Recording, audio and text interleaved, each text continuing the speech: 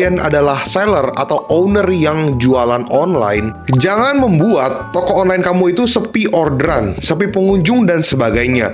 Ingat, kalau misalnya kita jualan online, kita harus mengetahui hal-hal yang harus kita hindari supaya toko kita itu bisa terus berkembang. Nah, di video kali ini gue akan membahas mengenai kesalahan yang biasanya fatal banget buat para seller yang ngebuat toko online itu jadi sepi orderan dan sepi pengunjung. Kalau saat ini kamu masih ada kendala toko online kamu sepi, mungkin saja kamu ada salah langkah.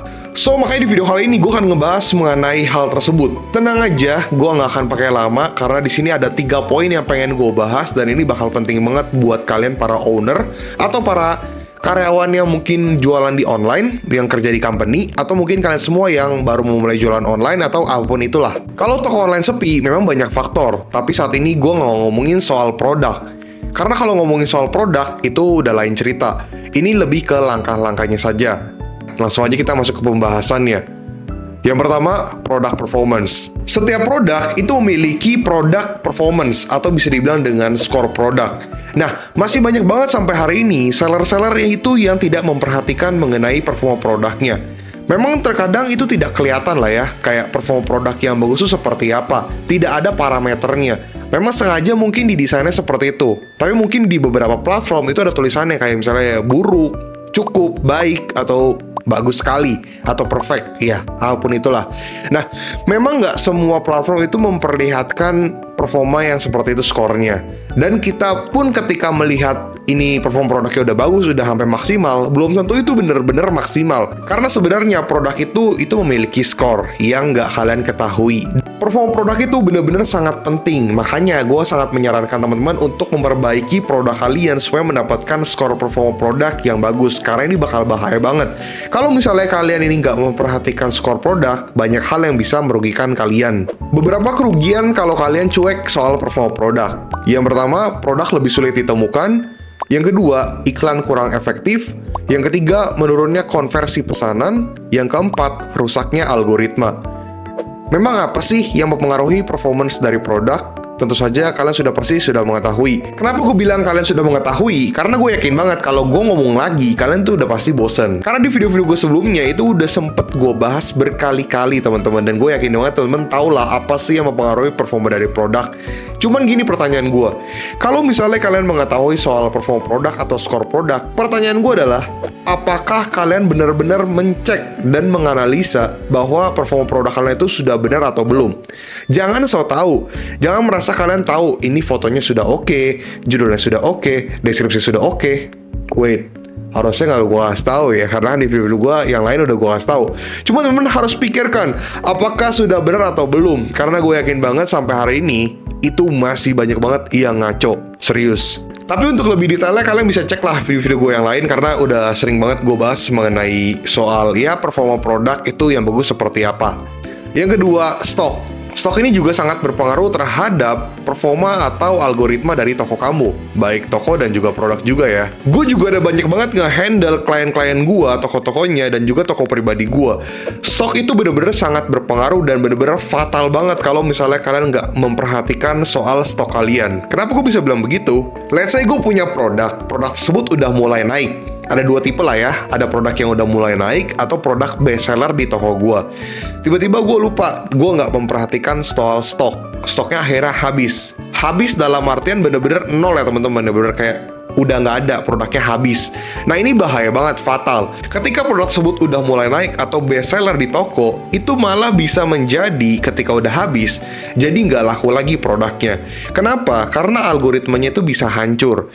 Ketika produk udah non-aktif, ini benar-benar bisa mempengaruhi dari performance dari produk tersebut. Ini kita nggak bisa ngomong lah, kayak misalnya penjualan udah 5.000, 10.000 penilaian, atau 10.000 penjualan. Itu tetap bisa jadi sepi orderan teman-teman. Kenapa gue bisa bilang begitu? Udah banyak banget pengalaman yang udah terjadi di hidup gua mengenai produk yang tiba-tiba nonaktif. Ya kita nggak bisa ngomong juga ya, apalagi kalau misalnya kita reseller atau mungkin kita impor atau mungkin kita produksi, tiba-tiba ada bahan yang lagi habis, atau mungkin ketika kita impor lagi habis dari pabrik, atau kita reseller lagi habis dari pabrik, pokoknya apapun itulah, kita nggak bisa ngomong juga. Jadi makanya stok itu benar-benar harus kalian perhatikan. Dan makanya gue selalu bilang bahwa kalian boleh punya produk yang kalian fokuskan, tapi jangan sampai kalian melupakan produk-produk lain di toko kalian. Karena kita nggak pernah tahu sampai kapan produk itu bisa laku dan sampai kapan produk itu bisa ready stock terus. Itu yang bahaya. Karena gini teman-teman, ini udah sering banget terjadi. Gue mohon banget teman-teman, stok bener-bener perhatiin, karena itu bener-bener penting banget. Ya kecuali kalian adalah seller-seller baru yang modalnya terbatas atau mungkin masih ragu soal mau stok berapa banyak, it's okay teman-teman, itu wajar banget. Tapi buat kalian semua yang merasa bahwa produk ini potensial atau udah mulai laku, make sure produk itu harus selalu ready. Namun kalau misalnya kalian nggak percaya, kalian merasa kayak omongan gue cuma teori doang, kayak nggak bener deh. Silahkan dicoba teman-teman. Produk yang kalian lagi laku-lakunya coba kalian nonaktifin. Gue pengen lihat responnya gimana. Apakah menurun? Atau mungkin tiba-tiba mulai nggak laku lagi? Ya masih bisa kok, tetap bisa laku. Pernah ada kejadian juga, udah ketika restock, ya masih laku aja. Cuman banyak juga kejadian tiba-tiba udah nggak laku lagi. Coba buat teman-teman di sini yang pernah mengalami tiba-tiba produk ini nonaktif, coba kalian komen deh, gimana soal performance produk kalian, apakah menurun atau gimana, atau mungkin jadi nggak laku lagi, atau mungkin yang udah pernah kejadian ketika udah restock, ya masih bisa laku-laku aja. Coba kalian komen aja, karena gue yakin pasti ada seller-seller yang pernah mengalami udah nggak laku lagi. Yang ketiga, update produk. Jadi kalau jualan online itu kita juga harus update sama produk baru, karena produk baru itu bisa membuka market baru. Nah, update produk ini banyak manfaatnya. Yang pertama, membuat customer untuk belanja lagi. Yang kedua, mendapatkan customer baru. Yang ketiga, mendapatkan algoritma baru. Yang keempat, mendapatkan traffic baru. Banyak sekali keuntungannya kan? Namun gue tahu banget, nggak semua seller bisa update produk. Karena, yang pertama bingung mau update produk apa. Yang kedua, fokus kepada produk saat ini. Yang ketiga, fokus pada brand. Nah, itu nggak salah juga. Namun, gue masih bisa jawab. Kalau toko kalian itu mau semakin gede, silahkan tambahkan produk baru. Fokus pada brand juga bukan berarti brand kalian tidak memunculkan produk baru. Udah gitu kalian tahu kan rumus produk? Ketika produk udah masuk ke tahap decline, ini udah bahaya banget. Kalian harus selalu update biar algoritma toko kalian ini bisa semakin bagus. Ya masih bingung soal decline yang gue maksud apa, silahkan nonton video gue yang lain, karena udah pernah gue bahas. Jadi, intinya ya, produk tersebut itu udah mulai menurun marketnya, udah kurang diminati lah. Nah, sehingga kalau misalnya kalian nggak punya produk baru yang sekiranya dapat membantu kalian untuk dapetin market baru atau pengunjung baru atau traffic baru, ini bahaya banget untuk masa depan toko kalian. Ingat, yang jualan online itu udah banyak banget. Seller udah pada ikut-ikutan saing-saingan lah. Mereka pada jual apa, pada mau ikut jual. Pada jual apa, pada mau ikut jual. Sehingga perputaran produk itu memang cepat dan masa produk itu bisa bertahan lama juga semakin cepat. Jangan sampai produk yang kalian jual ini jadi menurun dan jangan sampai kalian nggak punya backup produk supaya toko kalian ini masih bisa terselamatkan dan jadi nggak sepi lagi. Nah teman-teman, itu adalah 3 langkah yang harus kalian perhatikan. Bukan langkah juga ya, atau 3 hal lah ya. 3 hal yang harus kalian perhatikan. Jangan sampai karena hal ini itu bisa membuat toko online kalian itu sepi. Ingat teman-teman, mungkin kedengarannya sangat-sangat sepele, tapi ini fatal banget. Udah banyak banget seller yang gue temuin, dia ngelakuin hal tersebut dan itu fatal banget. Bahkan sampai hari ini masih banyak toko-toko yang dropnya parah banget. Mungkin tadinya omsetnya itu bisa 80 juta, 100 juta, 200 juta, drop ke 20 juta, 30 juta. Dan untuk naik lagi itu udah berat banget karena salah langkah teman-teman. Apapun yang gue kasih kalian ini berdasarkan pengalaman pribadi gue dan berdasarkan ya yang udah gue ekspor sendiri, yang udah gue analisa. Kalian boleh percaya, boleh juga tidak. Ya cuman di video gue di channel Rio Gandhi, di sini gue cuma kasih tau kalian gimana caranya tips and trick biar kalian itu bisa sukses dalam jualan online. Gue nggak butuh kalian untuk beli kelas online gue atau mungkin harus bayar ini bayar itu, tidak perlu. Karena memang gue pure, gue suka aja ngebuat konten seperti ini dan gue suka banget untuk sharing seperti ini. Jadi silahkan saja teman-teman, boleh dengerin, boleh juga tidak, nggak masalah.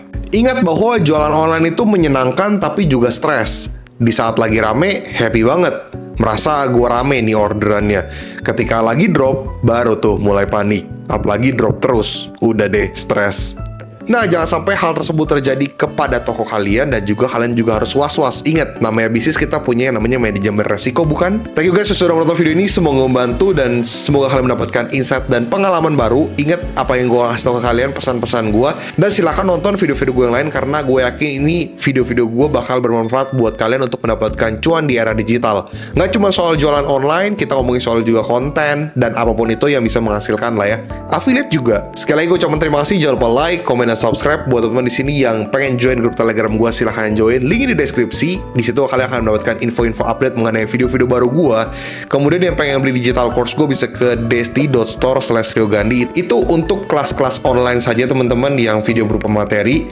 Lalu yang pengen nanya-nanya soal jasa konsultan atau kelas offline gue bisa hubungi ke nomor yang ini. Oke, itu hanya khusus untuk chat pertanyaan-pertanyaan jasa konsultan atau kelas offline aja. Oke, semoga membantu. Silahkan nonton video-video gue yang lain. Rio Gandhi, peace out.